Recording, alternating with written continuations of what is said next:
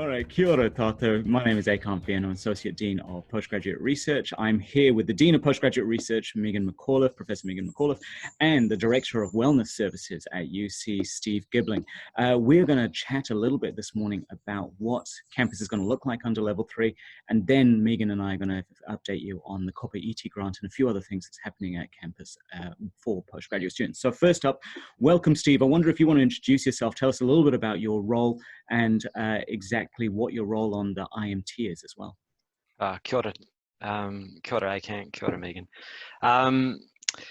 So my role on the IMT is I'm one of the 3 incident controllers. So our role is to lead UC's response in dealing with what we've got in front of us at the moment, which is a worldwide crisis.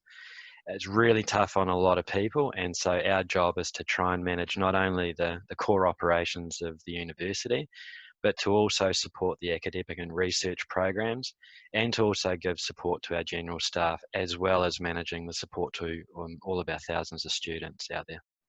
So just a little job. Just a little job, yeah. Lots of fun. That's why I've got a moustache now, because you need that. You need things to give you joy. And Megan, do you want to reintroduce yourself as well and tell us some of the sort of things you've been doing over the last few weeks? Yes, okay, kia ora koutou. Hi everybody, it's good to see you all again and hear from you.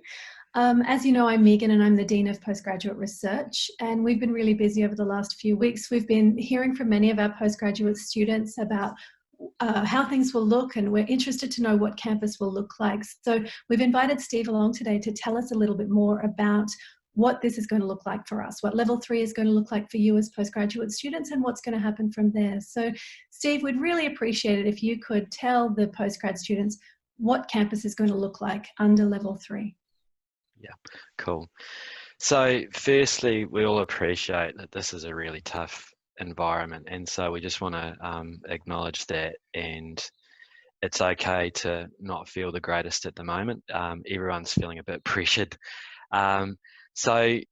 But Level 3, there is a slight glimmer of hope on the horizon for us as a country, but also as UC. So what our campus will look like, firstly, is determined by the Tertiary Education Commission. They basically tell all the universities what we're allowed to do and to what degree we're allowed to do it. And so from their advice and from their guidance, basically our campus will remain a virtual campus under Level 3. So basically the majority of teaching and research will be online. Our campus will essentially look like it was in Level 4.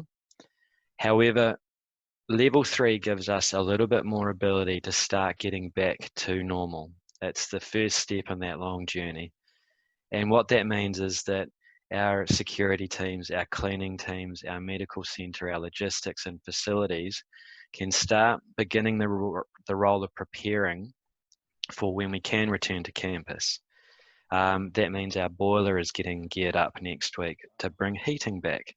But also importantly, from a research point of view, and from especially for postgrads, there is the potential that if your work can't be done remotely, that there is a chance that you can come back to campus, but you have to do that through an application process that is quite comprehensive to not only ensure that your work is critical and it can't be done remotely, but also that we can maintain your safety and the safety of everyone else on the campus if you do get to come back. And things like labs, things that require manual work, there are some of the exceptions to the rule, but by and large, the majority of people will still be working remotely.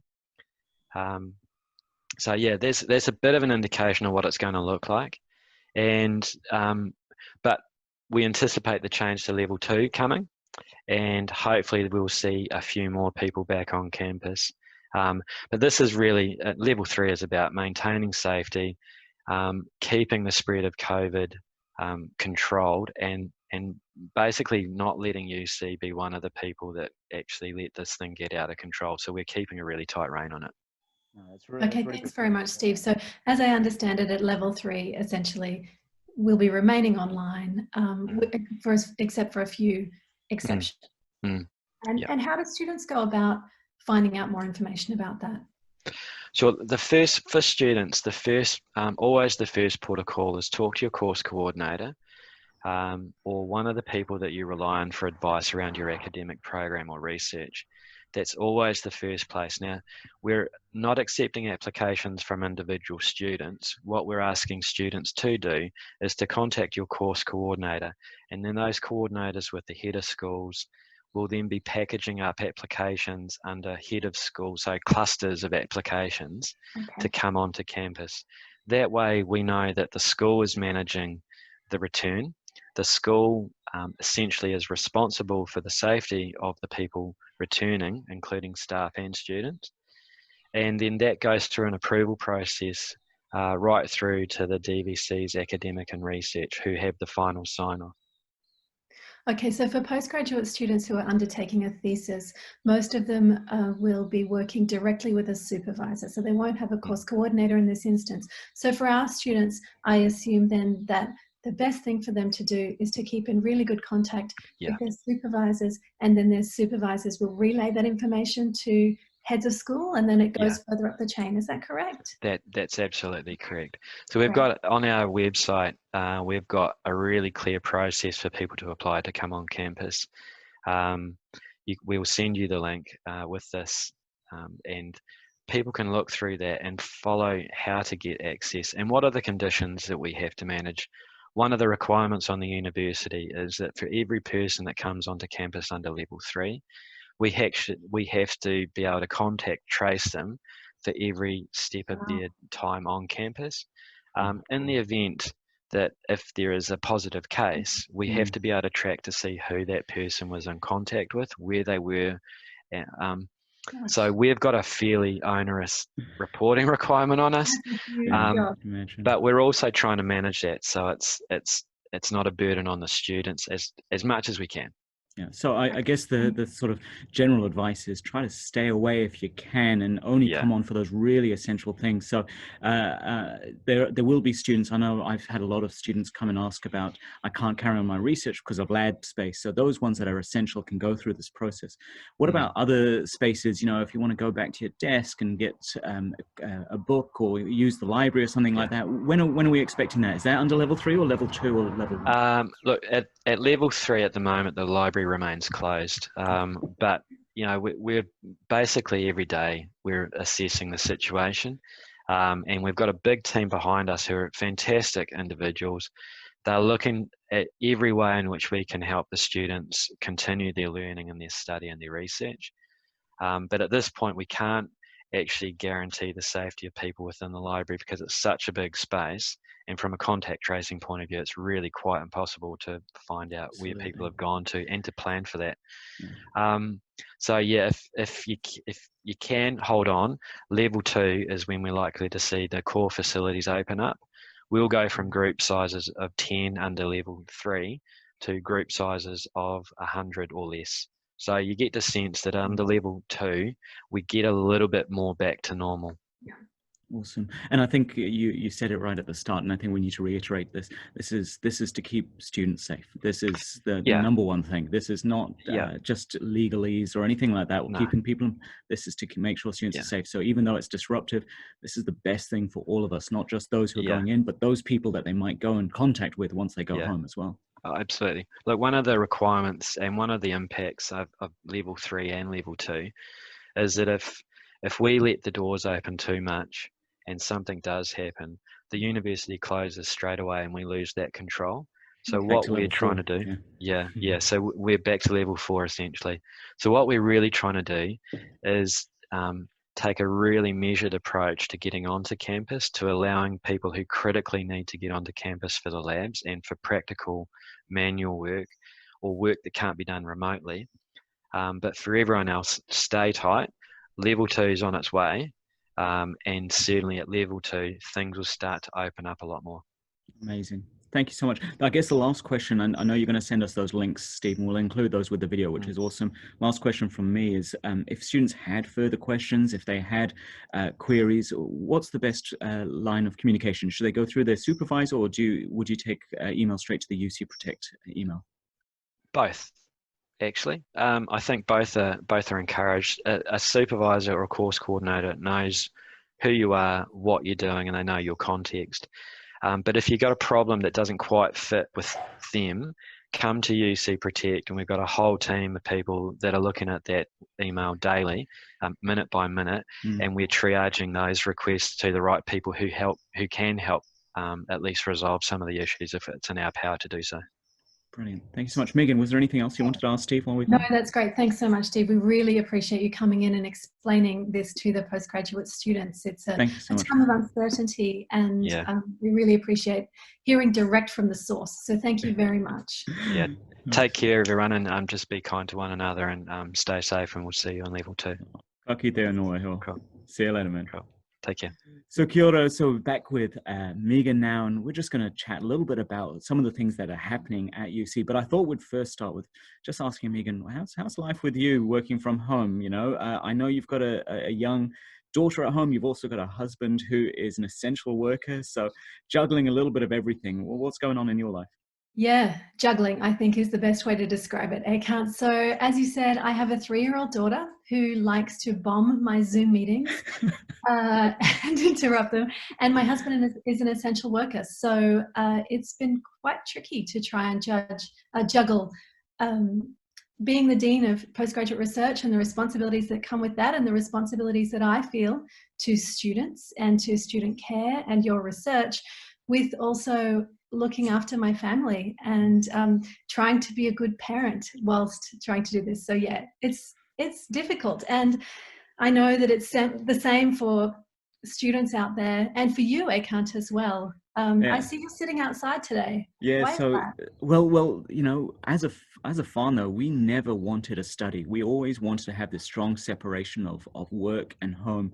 So I would come home and I would be family time, and so I don't have a space that I can lock myself away and focus. So that my main computer is in the lounge, but my wife is giving a seminar right now on financial literacy to a bunch of people around the country, and so she needs the peace and quiet. So I've been kicked outside while my kids are doing their schoolwork. So I've been talking to my own PhD students and saying, you know, it's okay not to be 100% productive during a global pandemic. And I have to remember that as well, because it is difficult. I've not written the 5 papers that I hope to have written and all this other stuff. But I think that's just part and parcel of being... Agreed. I can concentrate for a few minutes at a time and get that urgent work done. Yep. Then it's back to whatever else needs to be done. So, yeah. Perfect. No, so, and I think students need to be okay with that as well. I know I've spoken to a few of my research students, and they're feeling a lot of guilt at the moment and a lot of tension and a bit of stress. It is absolutely okay. These are not normal times. It is not normal to feel this way, but it's a very normal reaction to abnormal times, is what we usually say at the All Right campaign. And so we will get through this, and stay strong. Kia kaha, we will get through this. But we want to talk about a few of the things that were launched this week.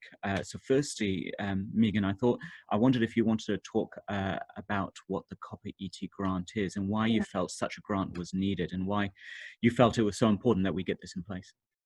Thanks very much, Kāti. Yes, so as you'll all know, well, I hope that you all know, we have a new grant, which is called the Kopa Iti grant, and that is a grant for self-funded doctoral students. The reason that this came about was that, could everybody hear that? Hi, Nelly. That's my home lab.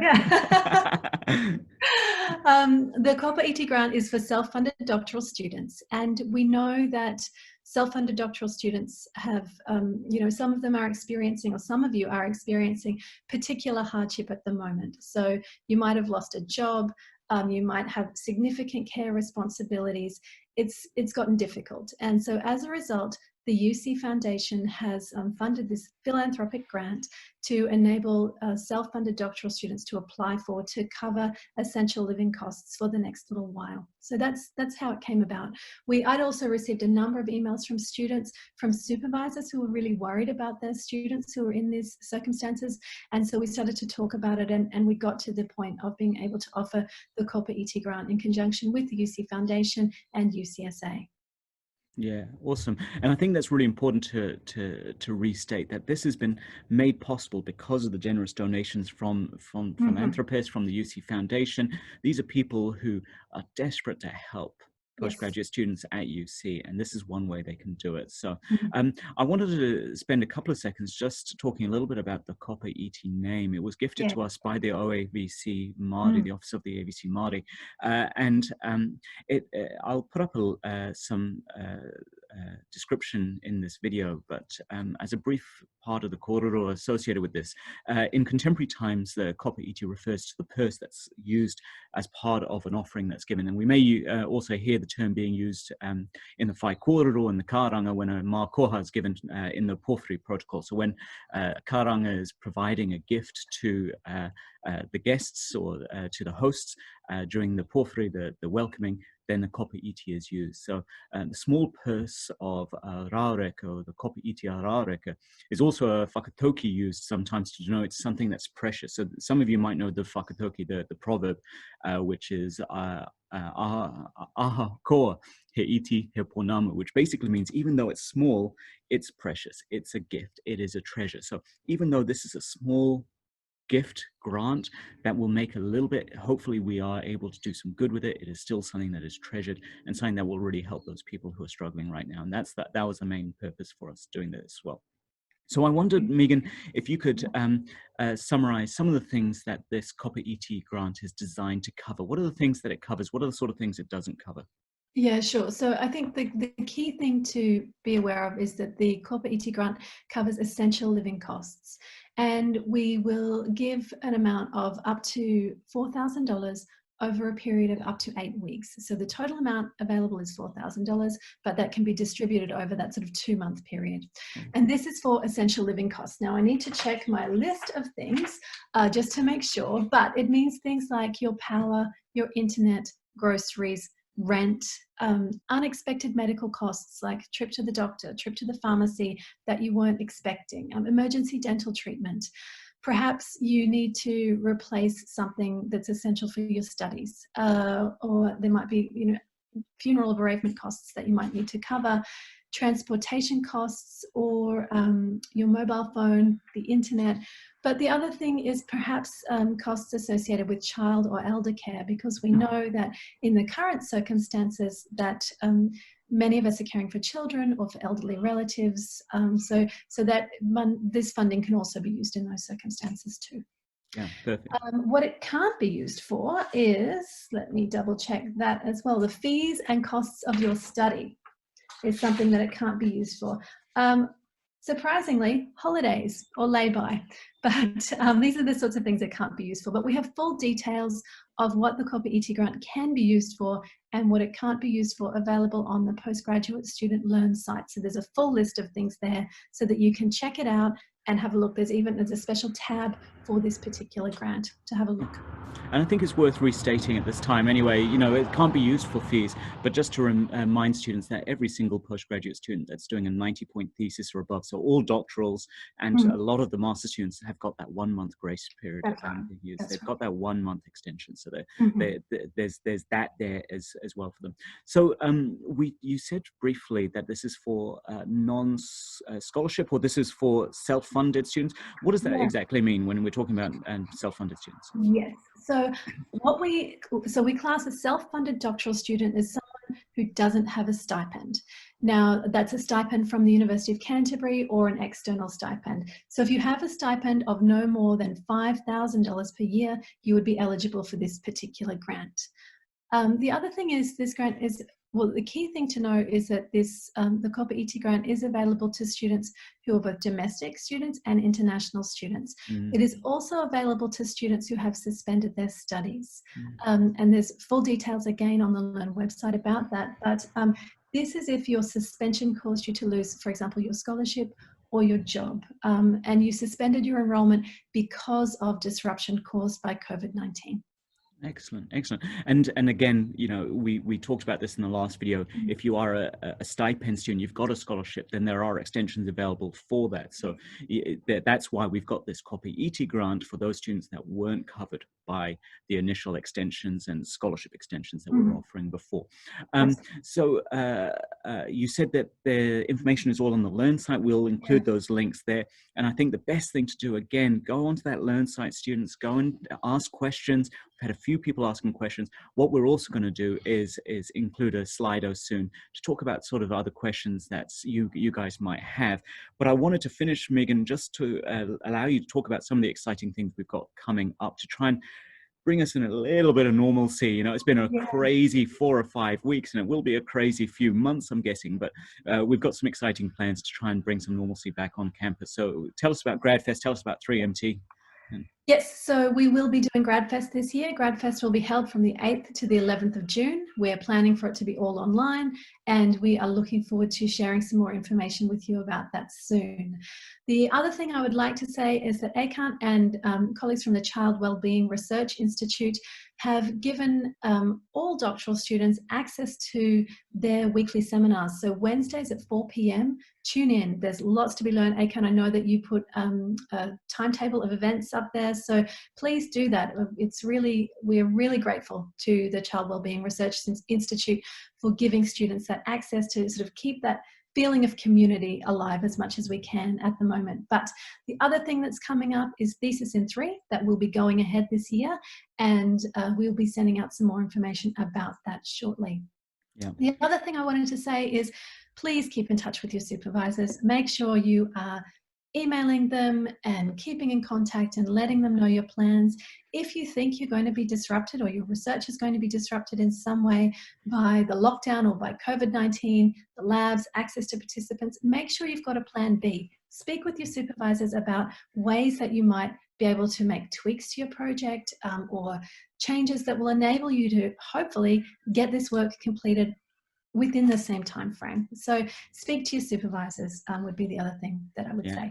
And I think it's important that we all understand that we have an ideal plan of what we wanted to happen, and disruptions have happened on a global scale, and it's okay to change that. So negotiate that with your supervisor. I approved a scholarship extension this morning for a student who wanted to study docks pest control in Fiordland, and well, that's all been cancelled. So I mean, they're going to have to rethink their entire their study. But this is all part of why we're trying to support our students the best way possible, by giving extensions, by getting them talking to supervisors and things like that. So for those of you who are new to UC and postgraduate research, GradFest each year is time in June, and usually at the end of the year as well. October and November, I think. October and November, we have a whole bunch of seminars that are focused on graduate students, and we're looking to hear from you guys as to what sort of things you would like to hear about. What are the things you want to learn from academics, from other students, from some of the professional staff on campus? What are the questions you have, and what are the seminars you'd like to hear? So we'll put together a Slido on that as well. So you can say, I really want to know how to get scholarships. And that's usually the one that a lot of students turn up to. I want to know about how to manage my supervisor-student relationship. I want to know whatever else it might be. You know, you ask those crazy questions, and we will try and find the best people at UC and beyond to answer that. So we'll do our best. Any last comments from you, Megan? I was just going to say, I know that we're sort of week 4 of the lockdown, almost into kind of week 5, I think. I've kind of lost count, to be honest. I think it's Friday today. It's Friday. Okay, I think so. They all just blend into each other at the moment. So one of the things I wanted to say is that, you know, this uncertainty, I know that some of my students have said to me, my motivation is not what it used to be. Even if at home things are going really well, it's difficult to stay motivated. So keep in contact with your supervisors. But if you are having problems, please do speak to student care. They are there. They've got online appointments. They are waiting to hear from you. So please do contact them if you need somebody to talk to, or if you are experiencing difficulties. And similarly, if you're experiencing financial problems, or you need an advocate for your studies, contact the UCSA. They are also, you know, keen to help. Yeah, absolutely. And if you need anything, we're here as well. Yeah, we're here. ACANT, Bronwyn, and Rebecca Kelly-Campbell, who is the new Associate Dean for Postgraduate Research, we can assist you as well. Absolutely. And the postgraduate office, obviously, as well. Yeah. Email them. I mean, it's really weird, but we miss you all, and we would love to hear from you. So please do email us. It makes us feel like there's some normalcy left in the world. So thank you so much, Megan, and thank you, Steve, if you watch this back. Thank you so much for that information on level 3 and what that means. And hopefully this has been useful to the students. We'll remember to ask questions on the forums, on Learn, flick us emails, whatever you need. We're here to help you as best you can, and take care of yourselves. Okay, ka kite anō. Kia ora. Bye.